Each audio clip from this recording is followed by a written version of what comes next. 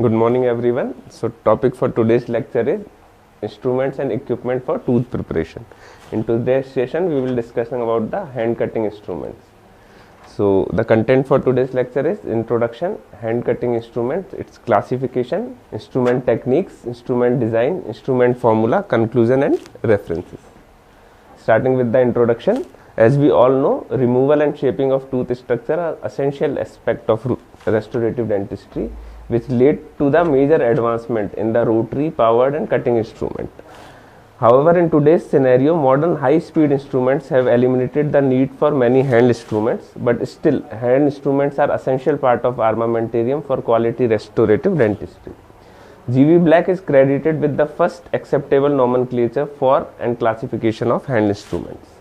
His classification system enabled both dentist and manufacturer to communicate more clearly and effectively in regard to instrument design and function. So in today's scenario, hand instruments are used in many scenarios, like for diagnosis, for cutting, for restoration.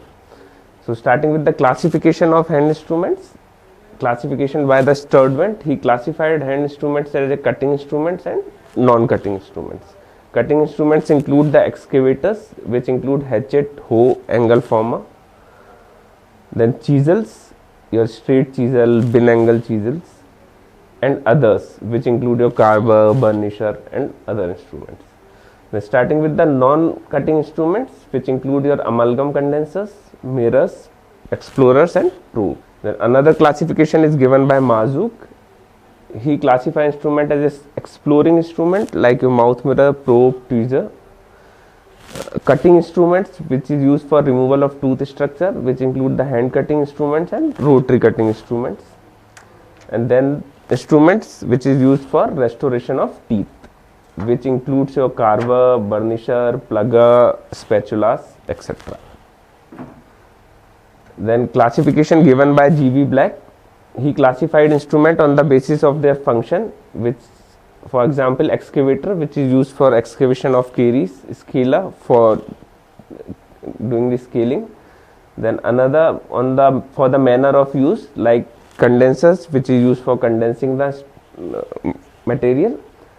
Then on the basis of design of working end, like your spoon excavator, sickle scaler, and on the basis of shape of the shank, like straight shank, you have mono angle shank, bin angle shank and triple angle shank. So by this you can nomenclate the instrument as a bin angle spoon excavator.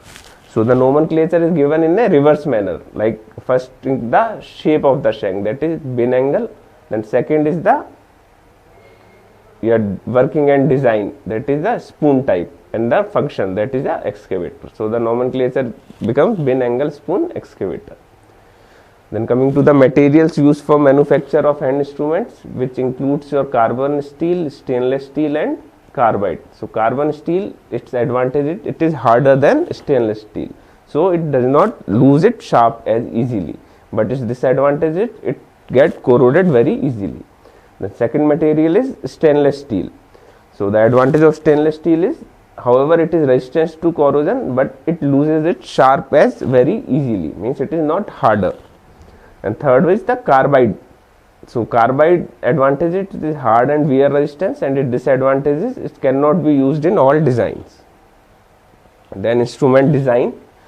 So instrument basically divided into three parts: your blade, shank and the handle. Starting with the first part, that is the blade. So each blade has a cutting edge, that is known as the bevel, which is the working part of the instrument. And for non-cutting instrument, this blade term is replaced with nib or face. The second part is the shank. So it serves to connect the handle to the working end of the instrument. It is normally smooth, round or tapered.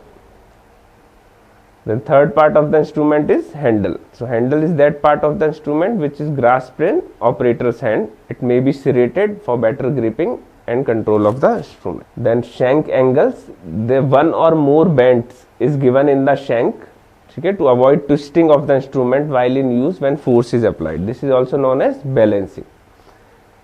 Clear? And when you will give the bend in the handle, you should note that the blade is within the 1 to 2 mm of the center of the instrument. This is known as the balancing of the instrument.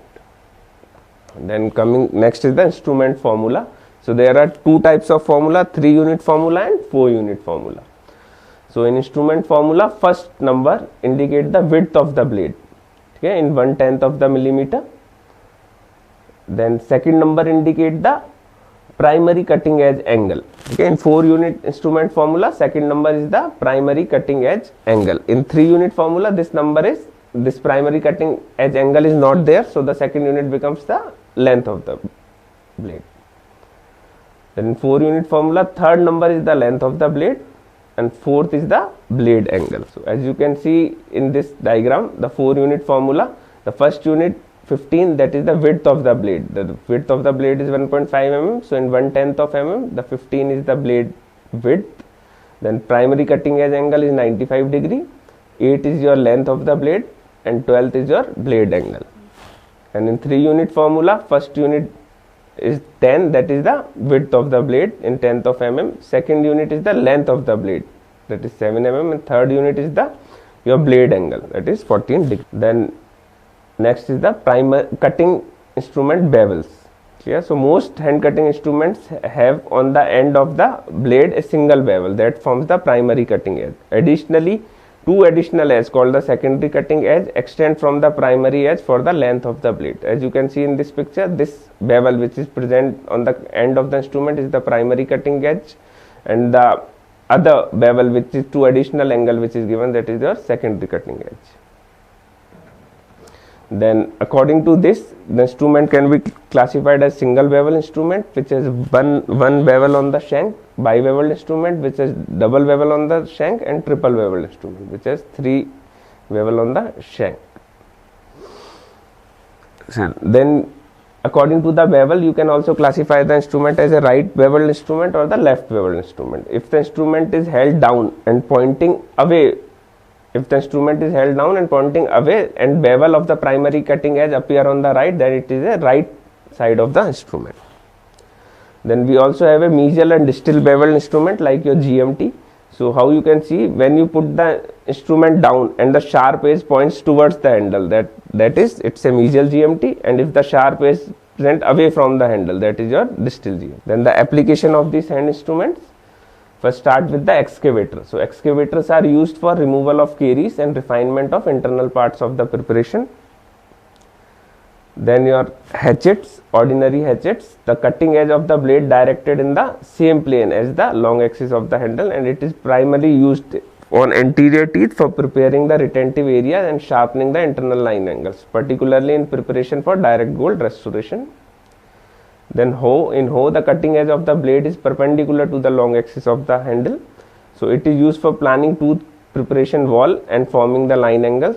It is also used in class 3 and class 5 preparation for direct gold restoration. Hoe with longer and heavier blades and shank contra angle are intended for enamel and for posterior teeth. The next is your angle former. It is a mono angled and has a primary cutting edge at an angle to the blade, that is angle other than 90 degree. It is used in placing a bevel on the enamel margin and for sharpening line angle and creating a retentive features in dentine in preparation for gold restoration. The next instrument is your spoon excavator. So in spoon excavator, the blades of spoon excavator are slightly curved. The cutting edges are either circular or claw-like. The circular edge is known as discoid, whereas the claw-like blade is termed as cleoid. It is used for removing caries and carving amalgam or direct wedge. According to the angle of the shank, it can also be classified as a bin angle spoon excavator or triple angle spoon excavator. Then chisel. Chisel, you have bin angle chisel, straight chisel and a wedge straight chisel, and you have a hatchet, that is enamel hatchet and gingival margin trimmer. So this chisels are, its primary cutting edge is perpendicular to the axis of the handle. The force used with all these chisels is essentially a straight thrust.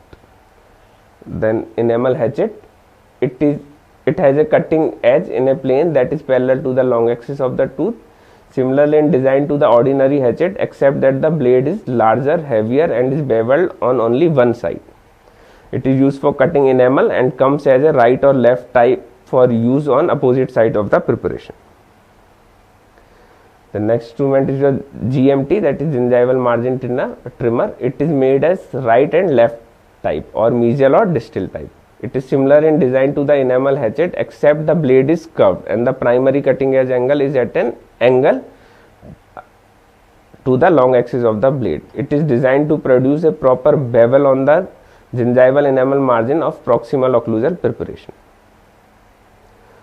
When the second number of the formula is 90 to 100 degree, the pair is used on the distal gingival margin, and when it is 85 to 75 degree, the pair is used to bevel the mesial margin. So it is a 4-unit instrument formula. The second unit is the primary cutting edge angle. The 100 degree and the 75 pairs are for onlay preparation with steep gingival bevels. It is used for rounding or beveling of axiopulpal line angles. The 90 and 85 pairs are for amalgam preparation.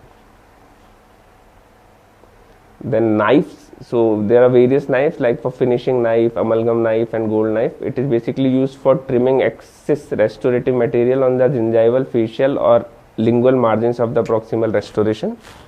The trimming and contouring, and also used for trimming and contouring the surface of class 5 restoration.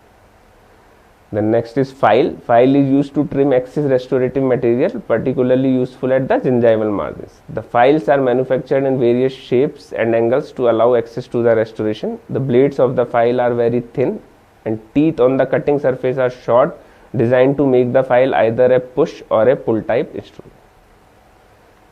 So rest will continue in the next class. Thank you.